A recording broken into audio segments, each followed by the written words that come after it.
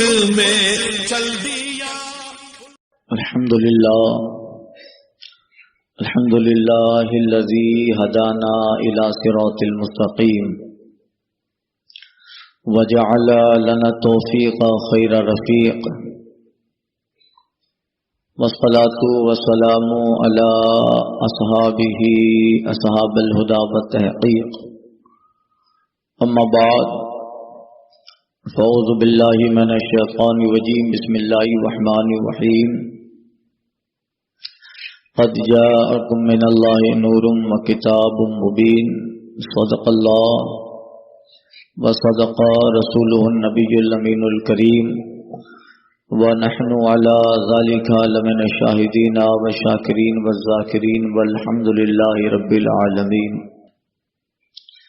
بارگاہ رسالت مآب و آل و اصحاب رسالت مآب، مرکزی عقیدت ختمی مرتبت مصطفیٰ جان رحمت، شمعی بزم ہدایت نوشئی بزم جنت، شہر یاری ارم تاجداری حرم نو بہاری شفاعت، گل باغی رسالت ختم دور نبوت، خلیل اللہ نے حق سے جن کے لیے دعائیں کی، ذبیح اللہ نے وقت ذبح جن کی التجائیں کی،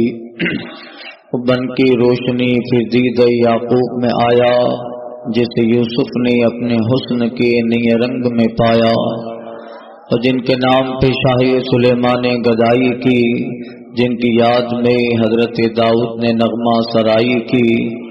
دل یحییٰ میں رہ گئی ارماں جن کی زیارت کے، لبِ عیسیٰ پی آئے باز جن کی شان رحمت کے،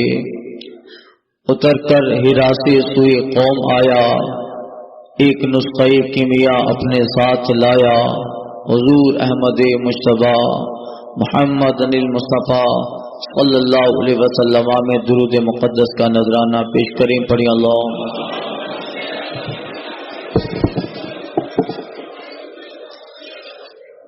صلاۃ و سلام علیک یا سیدی یا حبیبی یا رسول اللہ، وعلی آلک واصحابک وازواجک وذریاتک واہل بیتک اجمعین۔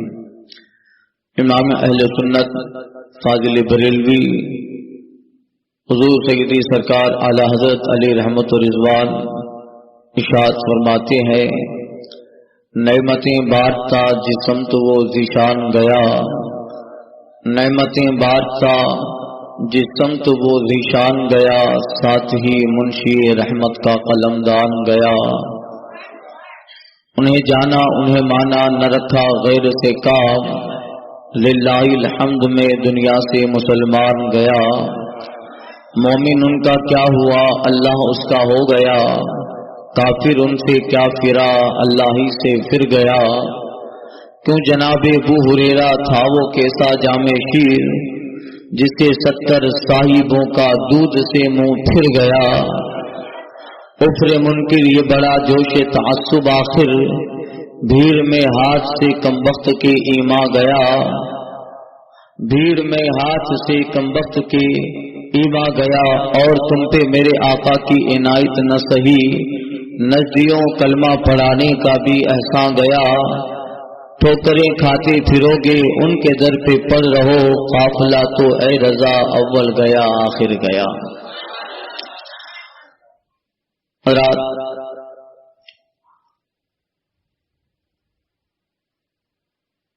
محفل میلاد مصطفیٰ صلی اللہ علیہ وسلم کی آج یہ 6ٹھی مجلس پاک محفل پاک ہے۔ گزشتہ بیانات میں چند باتیں سیرت کے تعلق سے اور حضور کی شفاعت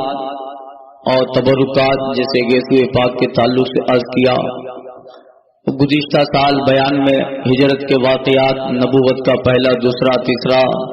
یہ سب سال ہجرت کے سارے واقعات سنا دیے تھے۔ اس سال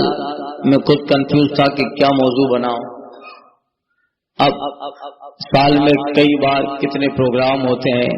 ساری جنگوں کا خاکہ بھی تفسیر میں بتا دیا ہے، جنگ یرموک، جنگ بدر، جنگ عہد، یمامہ، تبوک، ان سب کا بتایا۔ اور حضور کی مکہ کی زندگی کے تعلق ہجرت کے بعد مسجد نبی کی تعمیر، قباء، یہ سب چیزیں عرض کر چکا ہوں. تو پھر کبھی کبھی ایسا ہوتا ہے کہ پھر ہم خود کنفیوز ہو جاتے ہیں کہ بیان کیا کریں، اور کچھ باتیں کبھی ٹکرا جاتی ہے. خیر، مقصد سرکار صلی اللہ علیہ وسلم کا ذکر ہے، حضور کی ثنا ہے، اور یہ اس لائق ہماری زبان، اس قابل ہماری زبان نہیں ہے کہ ہم مصطفیٰ جان رحمت کا ذکر اپنی زبان سے کر سکے. مولانا روم کہتے ہیں کہ 1000 بار بشویم دہن ز مشک و گلاب، ہنوز نام تو گفتن کمال بے ادبی است. یا رسول اللہ، 1000 بار اپنی زبان مشک و عنبر سے دھو ڈالیں تب بھی آپ کا نام لینا بے ادبی ہی ہے. خیر، آنے والے بیانات میں سرکار صلی اللہ علیہ وسلم کی ولادت کے تعلق سے ذکر کروں گا. آقا علیہ الصلوۃ والتسلیم اس دنیا میں جلوہ بار ہوئے. اللہ تعالیٰ نے آپ کو بہتر قبیلہ، بہتر خاندان اور بہتر لوگوں میں پیدا فرمایا. حدیث پاک میں آیا، آقا علیہ الصلوۃ والتسلیم ارشاد فرماتے ہیں، اللہ تعالیٰ نے مجھے انسانوں میں سب سے بہتر بنایا. قبیلوں میں اللہ تعالیٰ نے مجھے بہتر قبیلے میں بھیجا، قریش میں، اور اس قبیلے قریش میں بہتر خاندان بنو ہاشم ہے، ان میں بھیجا، اور ماں باپ کے اعتبار سے بہتر ماں باپ اللہ تعالیٰ نے مجھے عطا فرمائے.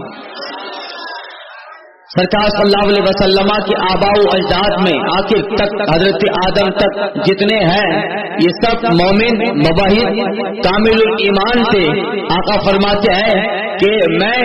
5 پشتوں میں منتقل ہوتا ہوتا اپنی ماں کے شکم میں آیا، یعنی حضرت عبداللہ کی پشت میں آنے سے پہلے آپ کے والد، ان کے والد، یہاں سے لے کر حضرت ابراہیم، حضرت اسماعیل ابراہیم، وہاں سے لے کر انبیاء اور جناب آدم تک جتنا سلسلہ ہے،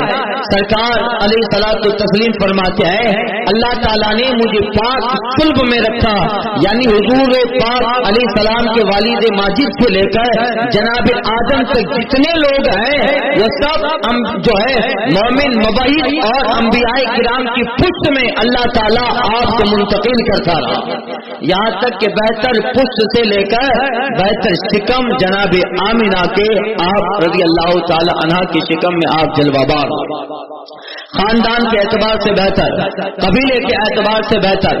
ماں باپ کے اعتبار سے بہتر سرکار صلی اللہ علیہ وسلم کی ولادت پاک ہوئی. یہ سارے واقعات آخری والے 2 حصوں میں عرض کروں گا کیونکہ مناسبت کے اعتبار سے ولادت کا ذکر آخری ایام میں ہونا چاہیے.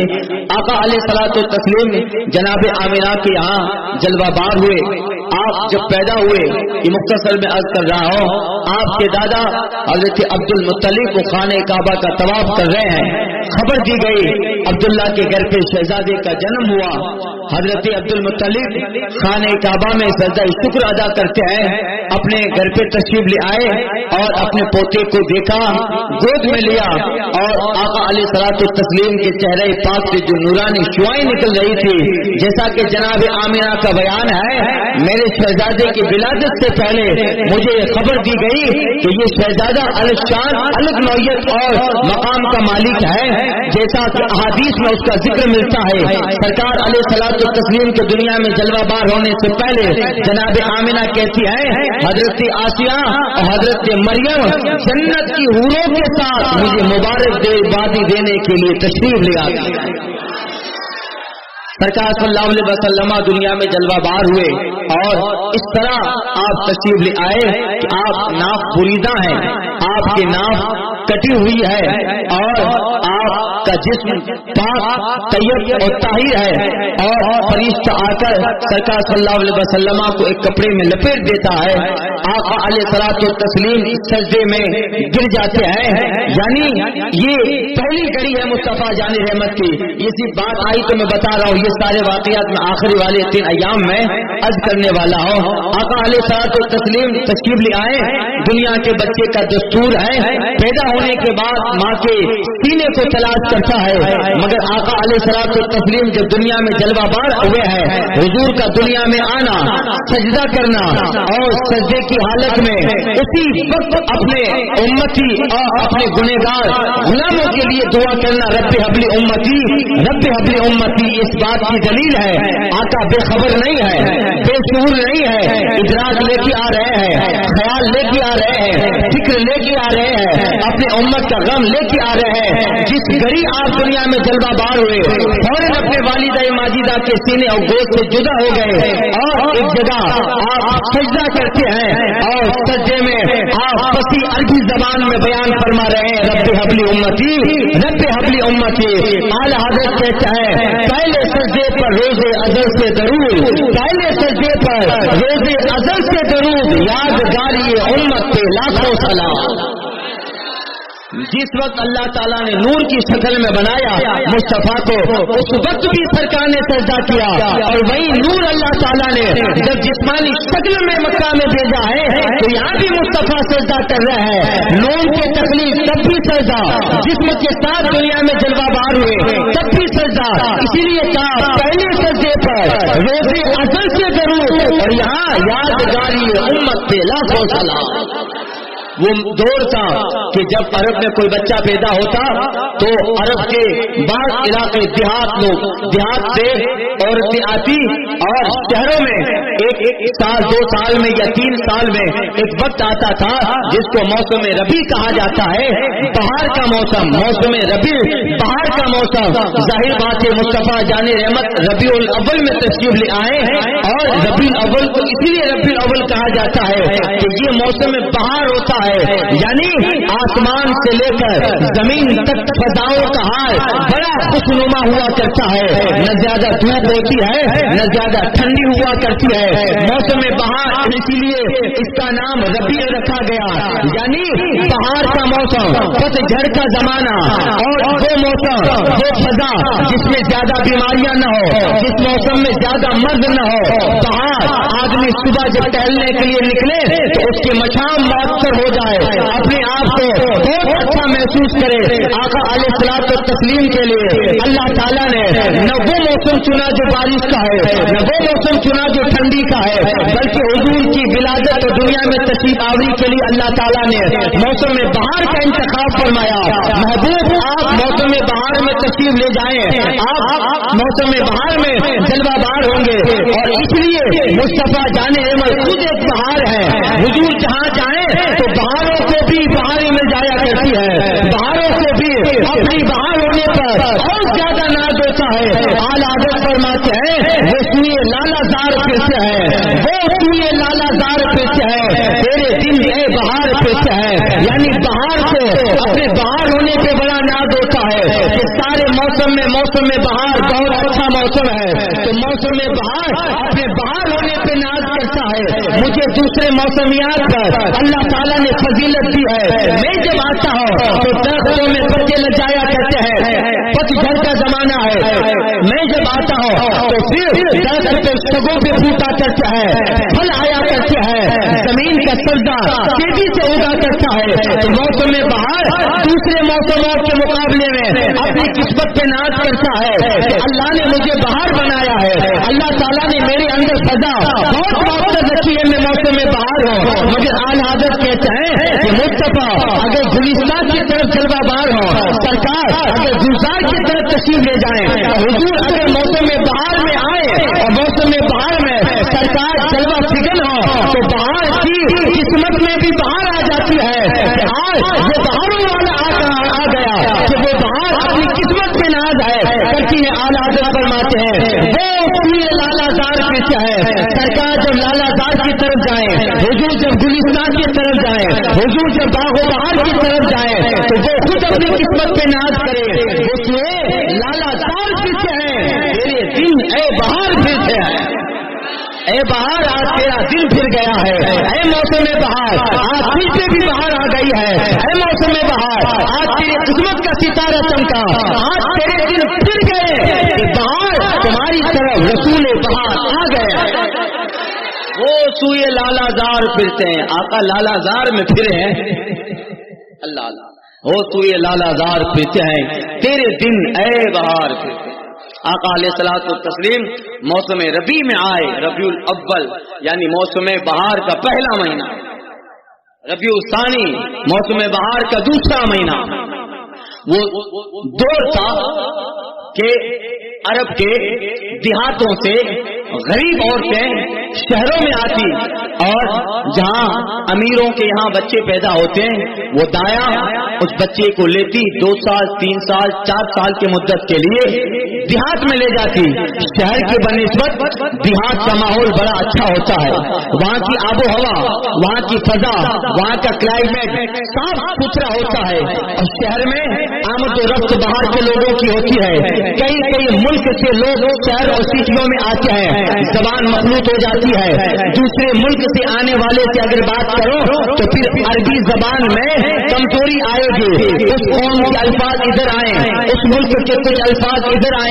اس کے الفاظ اس قوم میں اس ملک میں جائیں تو پھر زبان خالص نہیں رہتی، زبان میں بہت ساری دیگر زبانوں کے الفاظ مخلوط ہو جایا کرتے ہیں، اور پھر موسم میں جو شہر کا موسم ہوتا ہے وہاں کثرت ازدحام کی وجہ سے لوگوں کی بھیڑ بھاڑ دکانیں اور اس طرح کی کثرت کی وجہ سے وہ ماحول بہتر نہیں رہتا اور ہوائیں صاف ستھری نہیں ہوتی، تو اس زمانے کا دستور تھا شہروں میں جب امیروں کے یہاں غریبوں کئی بچہ پیدا ہوتا، آس پاس کے چھوٹے موٹے علاقوں سے دیہاتوں سے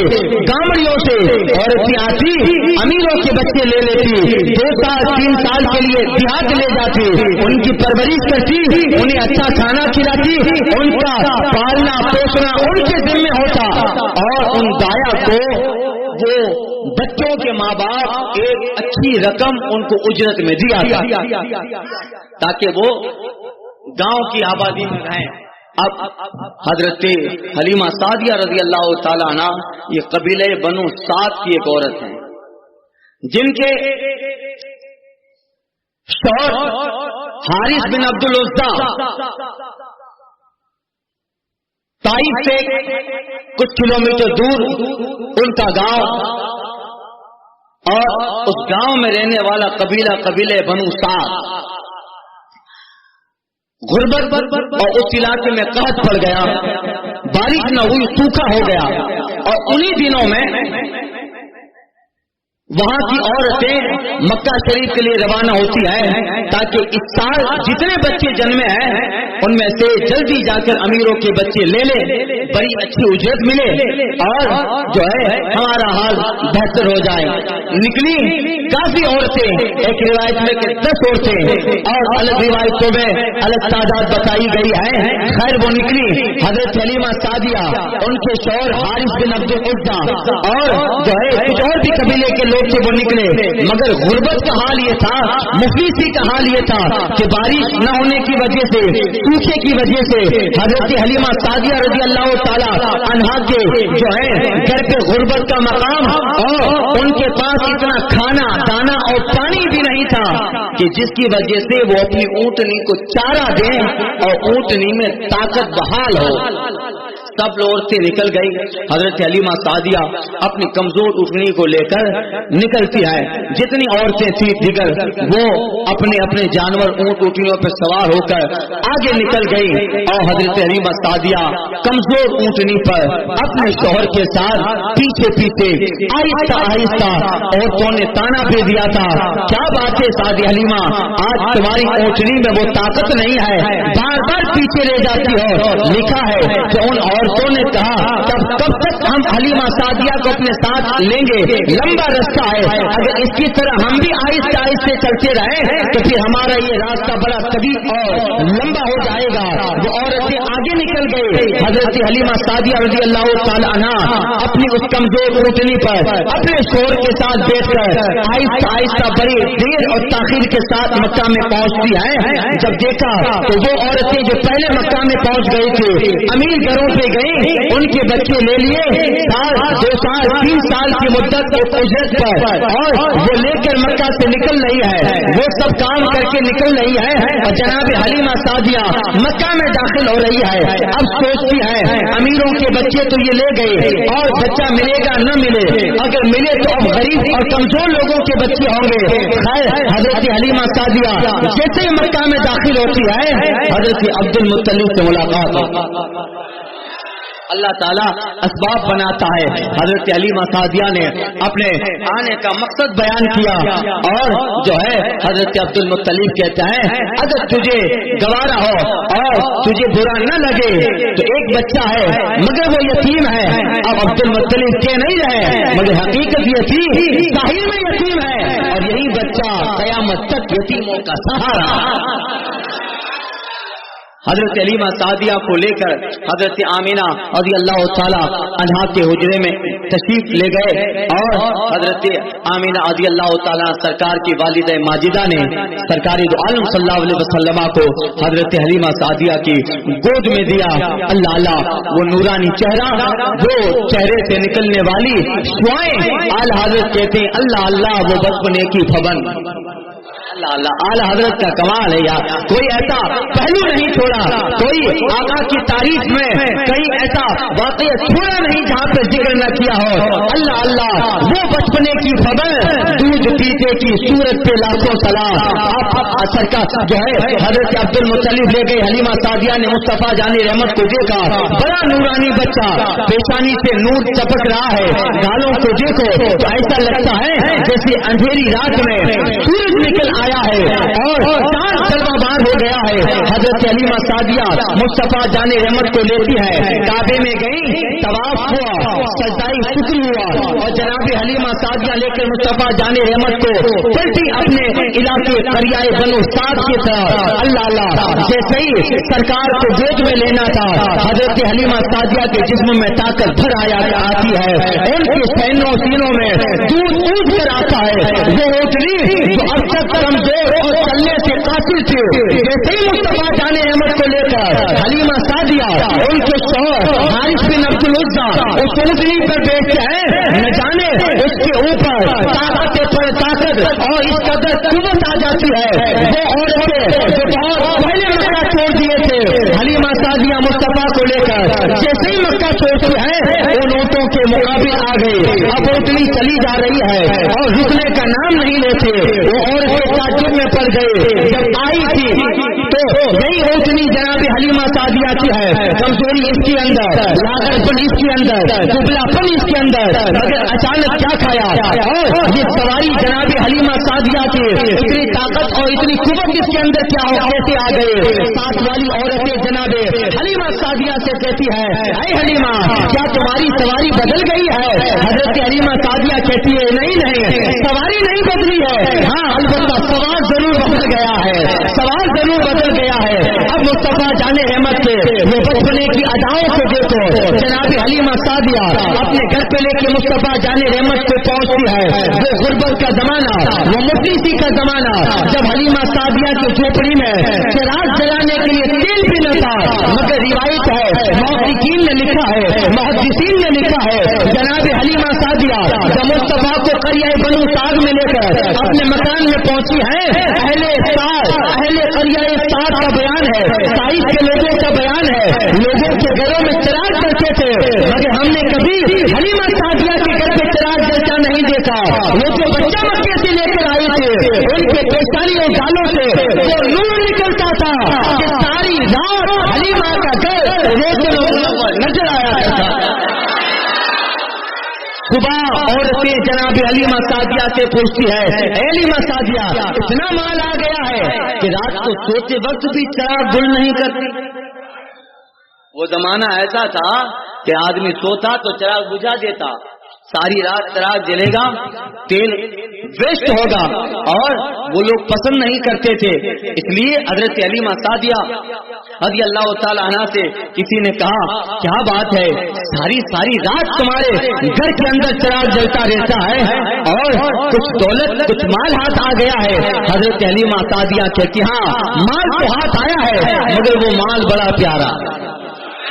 دولت تو آ گئی ہے، وہ کونین کی دولت ہے، وہ آخرت کی دولت ہے. کہا حضرت حلیمہ سعدیہ نے واللہ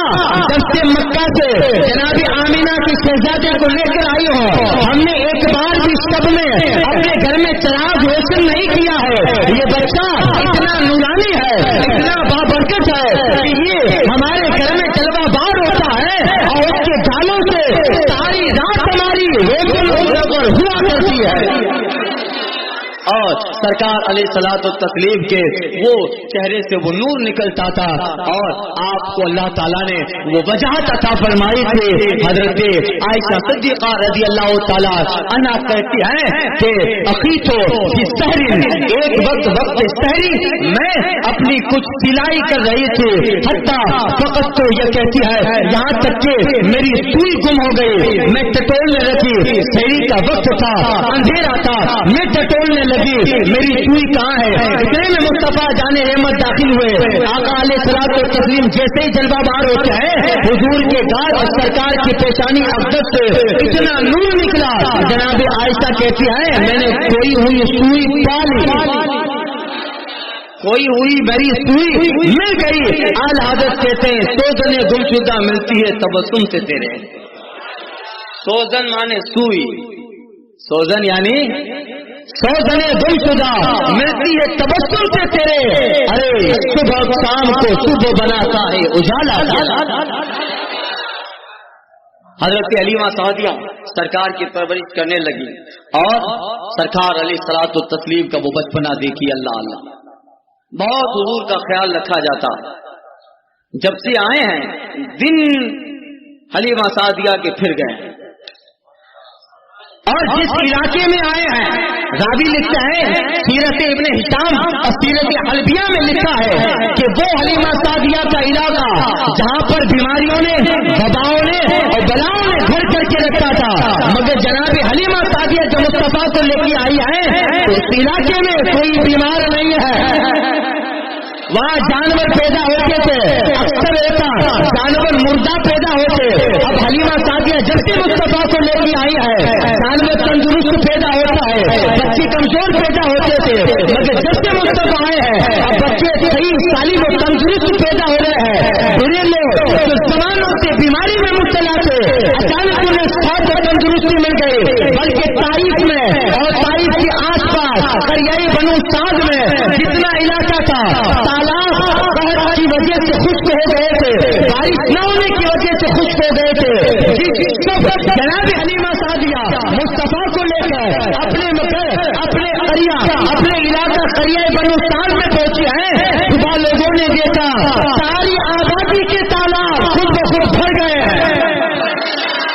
ساری آبادی کے تالاب خود بخود بھر گئے ہیں. اور ایک روایت میں آیا ہے اس آبادی میں جنگل میں سارے جانور جمع ہوتے ہیں اور جمع ہو کر وہ جانور ایک دوسرے کو مبارکبادی دے رہے ہیں اور کہہ رہے ہیں کہ تمہیں بہت مبارک ہو کہ ہماری زمین پہ مصطفیٰ جلوہ بار ہوئے ہیں.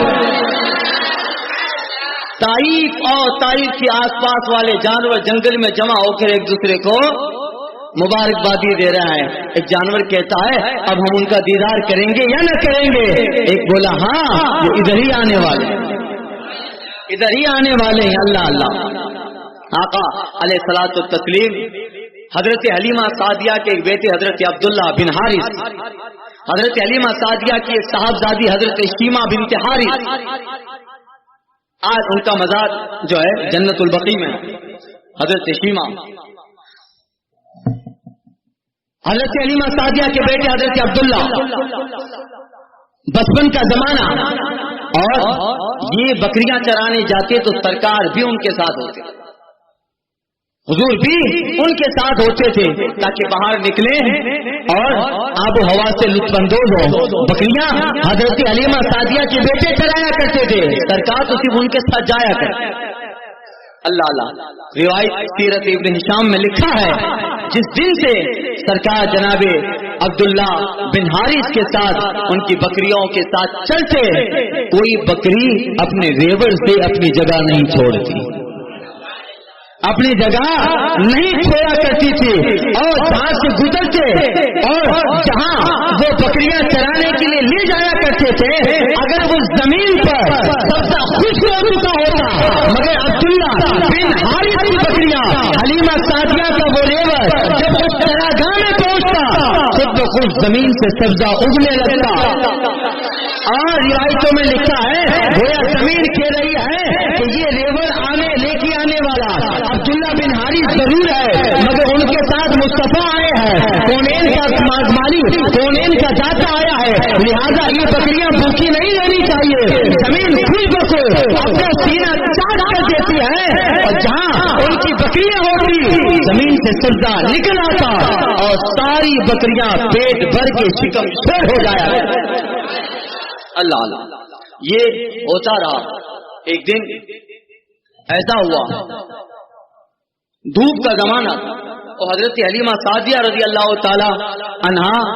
نے اپنے بیٹے سے کہا تھا کہ آج ریور لے کے نہیں جانا، پھر بھی حضرت عبداللہ اور ان کی بہن حضرت شیمہ یہ نکلے اور آقا بھی نکلے۔ دھوپ کا زمانہ، جب حضرت حلیمہ سعدیہ کو پتا چلا دھوپ کا زمانہ، اور ساتھ میں محمد صلی اللہ علیہ وسلم کو بھی وہ لے گئے ہیں، برہم ہوئی گئی، ابھی نکلی تھی کہ وہ واپس ملے، اور حضرت سیما سے حضرت حلیمہ سعدیہ نے کہا بیٹا میں نے کہا تھا کہ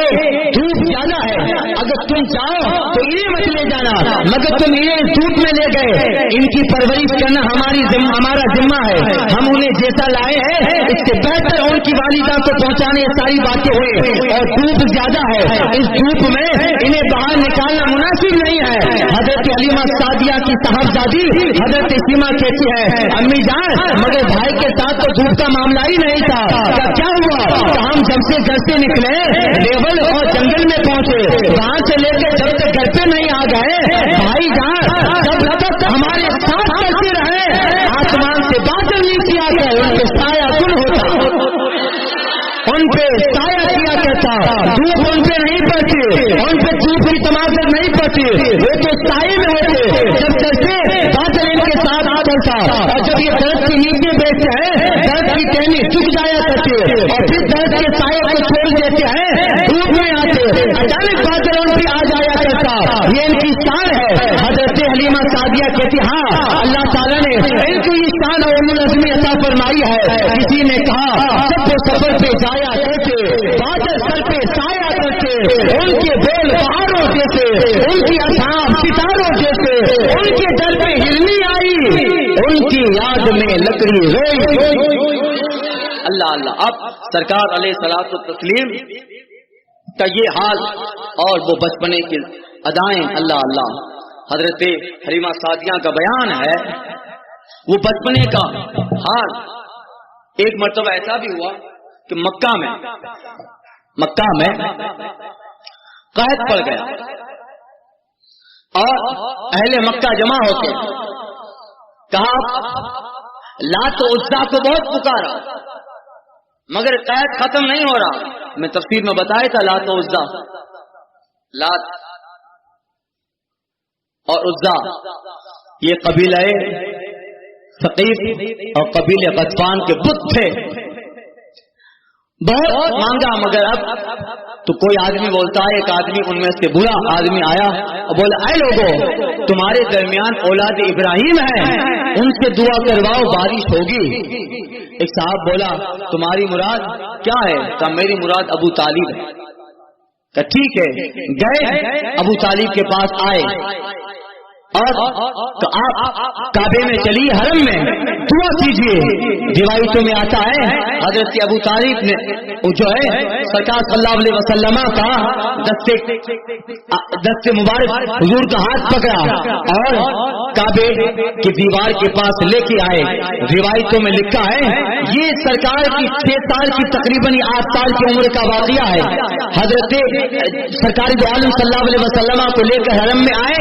اور حضور علیہ الصلوۃ والتسلیم سے کہا بیٹا کعبے کی دیوار پہ ہاتھ لگاؤ، اور روایت میں ہے اپنی پیٹھ لگا اپنا جو ایک بازو اس سے مس کرو اور وہ لوگ دعا کریں تم آمین کہو۔ مگر ہوا ایسا کہ سرکار علیہ الصلوۃ والتسلیم ان سارے سارے لوگوں کے درمیان جمع ہے اور اس لیے آئے ہیں تاکہ ابو طالب دعا کرے، مگر ابو طالب رسول پاک کو لے کے آئے، وہ حضور کے برکات سے واقف ہے، سرکار کے حسنات سے واقف ہے، حضور کی خوبیوں سے واقف ہے، اسی دوران کہ وہ دعا کرتے سرکار علیہ الصلوۃ والتسلیم نے اپنی انگلی آسمان کی طرف اٹھائی اور حلقہ باندھا، انگلی سے ایسا اشارہ کیا جیسے سرکار کسی چیز کو کھینچ رہے ہیں، حضور کسی چیز کو بلا رہے ہیں، اشارہ کرنا تھا۔ اچانک کہاں سے سارے مکہ پہ بادل چھا جاتا ہے اور اتنا برسا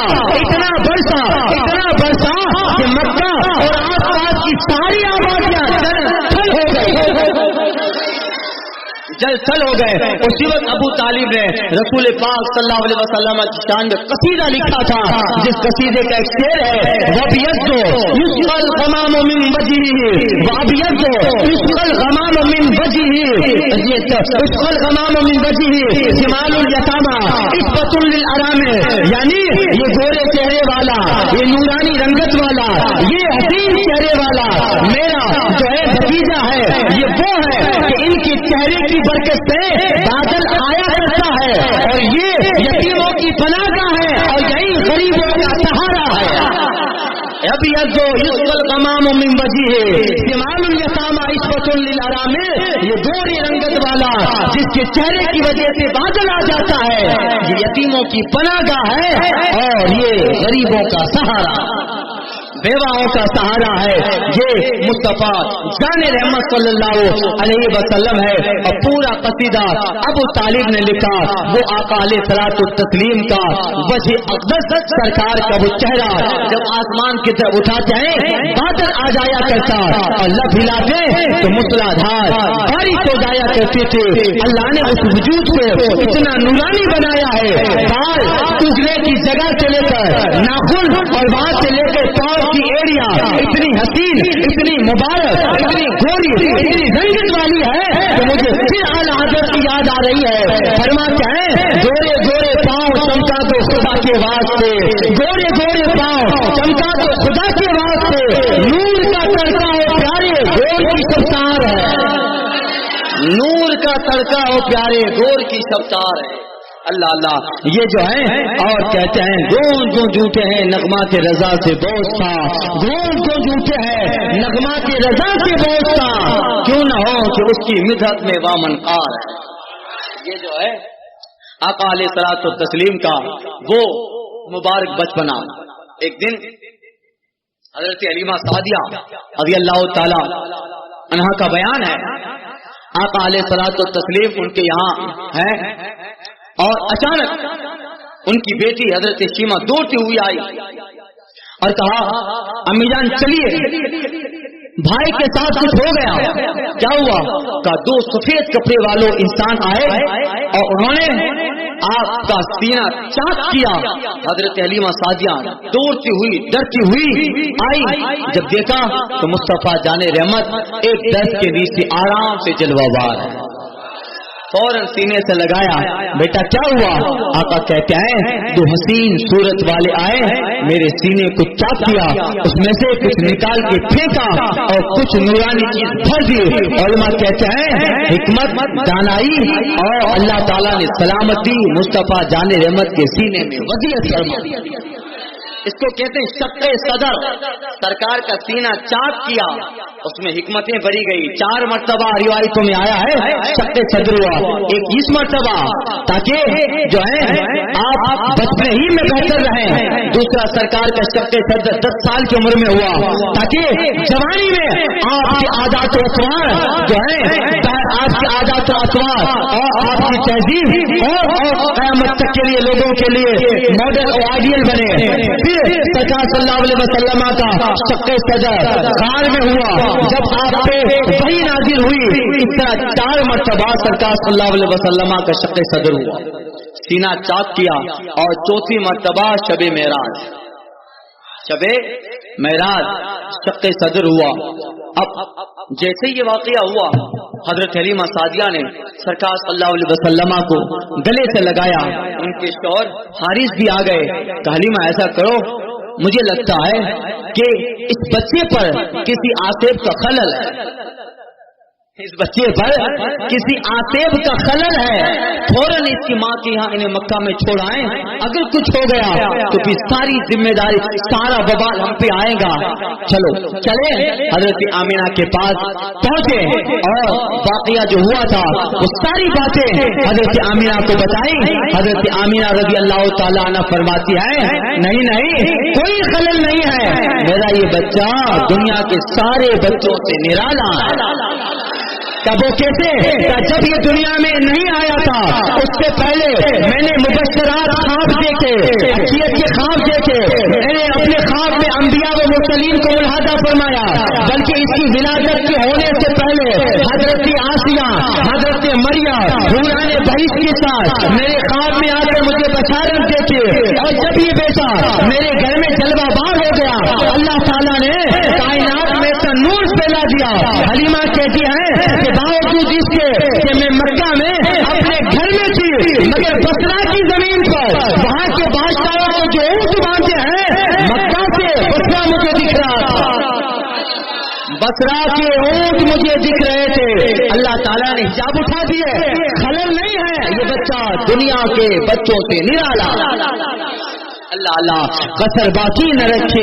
بزم ان کا جگمگانے میں، قصر باقی نہ رکھی بزم ان کا جگمگانے میں، عرب میں چاند نکلا، چاندنی پھیلی زمانے میں، ہرا کی خاص سم میں نبوت کی کرن پھوٹی، اجالا ہی اجالا ہو گیا ہر سو زمانے میں، اجالا ہی اجالا ہو گیا ہر سو زمانے میں، محمد مصطفیٰ کے نام نے رخ میرا طوفاں کا ذرا سا فاصلہ تھا، دل کی کشتی ڈوب جانے میں کسی چیز کی تمنا ہی نہیں، ہم کو زمانے میں مدینہ لکھ دیا جائے ہمارے آب و دانا میں،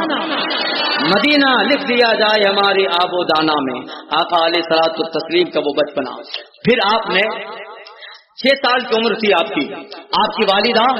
آپ کو مدینہ لے کے گئے، قبیلہ بنو عدی بن نجار، یہ رسول پاک کے دادا کا ننیحال جو مدینہ تھا، حضور کا ناناڑو ننیحال کہاں تھا؟ مدینہ تھا۔ اس سے پہلے ہجرت سے پہلے سرکار مدینہ جلوہ بار ہو چکے۔ قبیلہ بنو عدی بن نجار، آقا کے دادا کا ننیحال، حضرت آمینہ اپنے شہزادے کو لے کر وہاں پہنچی ہیں، اور روایتوں میں آتا ہے کہ اسی جگہ راستے میں مقام ابوا ہے جہاں حضرت آمینہ کا وصال ہوا، اور اسی جگہ حضرت عبداللہ رضی اللہ تعالیٰ سرکار کے والد گرامی کی قبر پاک ہے،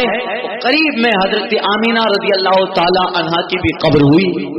آقا علیہ الصلوۃ والتسلیم جب ہجرت کیے تھے اسی جگہ سے رسول پاک گزرے تھے، ہجرت کے دوران سرکار اپنے والدین کی قبر، ماجدین کی قبر کے پاس بہت دیر تک ٹھہرے، اور پھر جب سرکار قبا کی آبادی میں داخل ہوتے ہیں، میں نے گزشتہ سال آپ سے کہا تھا بنو نجار کی وہ بچیاں جو چھتوں پہ چڑھ کر سرکار کا استقبال کرنے کے لیے آئے تھے کہ آج مکہ سے سرکار ہمارے درمیان جلوہ بار ہو رہے ہیں، تو قبیلہ بنو نجار کی عورتیں سامنے پہاڑی گھاٹی تھی کہ ایک مین رستہ تھا جس کو سنیت الوداع کہا جاتا ہے، جب عرب والے مدینہ والے کسی کو رخصت کرتے تھے تو اس سنیت الوداع تک چھوڑنے جاتے تھے، اور کسی کا استقبال ہوتا تو وہاں لینے جاتے تھے۔ سرکار علیہ الصلوۃ والتسلیم مکہ سے مدینہ جب جلوہ بار ہو رہے ہیں، اور جب مدینہ تشریف لے آئے، بنو نجار کی کون بچیاں؟ وہی بچیاں تھی جن کا تعلق رسول پاک کے دادا کے ننیحال سے تھا، حضور کے دادا کے ننیحال سے جن کا تعلق تھا۔ سرکار مدینہ میں جلوہ فکن ہوئے، وہی بچیاں چھتوں پہ چڑھ کر حضور کا استقبال کر کے سرکار کا استقبالیہ اور سرکار کا استقبال کر رہی تھی، اور حضور کے استقبال میں وہ نغمہ گا رہی تھی جو آج پوری دنیا میں حضور کی شان و شوکت کے لیے پڑھا جاتا ہے، کل البدر علینا من سمیات الوداع، کل البدر علینا من سمیات الوداع،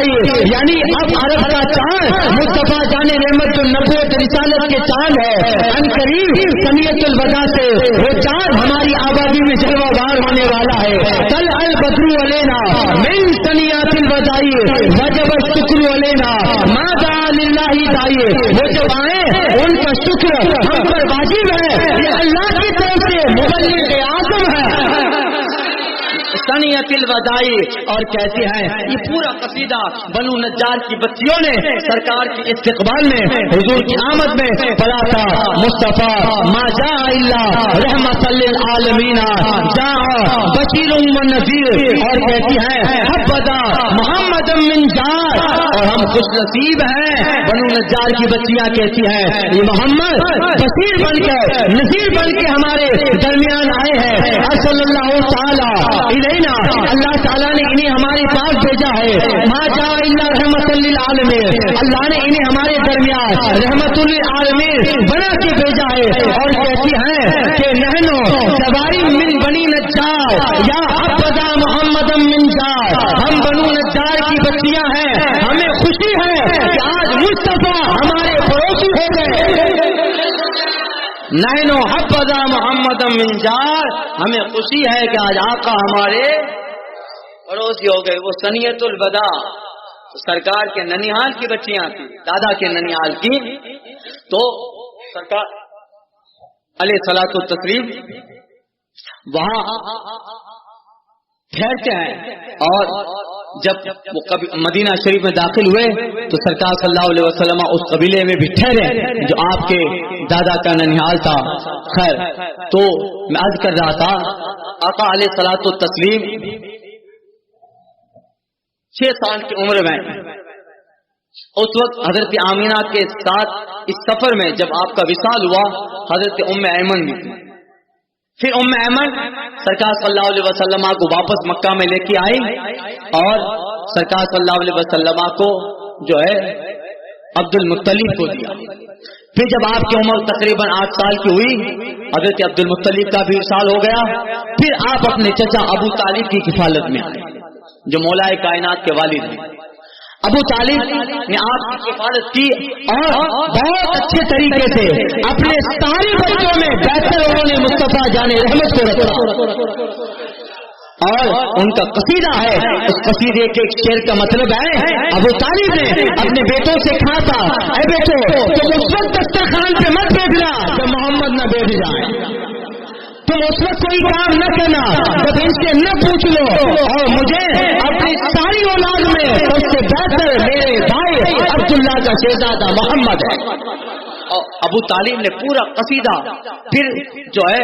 तकरीबन 12 साल की उम्र में अबू तालिब मुल्क शाम पहुंचे तिजारत के लिए। 2 मरतबा सरकार सल्लल्लाहु अलैहि वसल्लम ने शाम का सफर किया, सीरिया का। 12 साल की उम्र में अबू तालिब के साथ मुल्क शाम गए और वहां बुहैरा राहिब से मुलाकात हुई। बुहैरा राहिब बसरा, शाम जाते हुए इलाका बसरा में बुहैरा राहिब,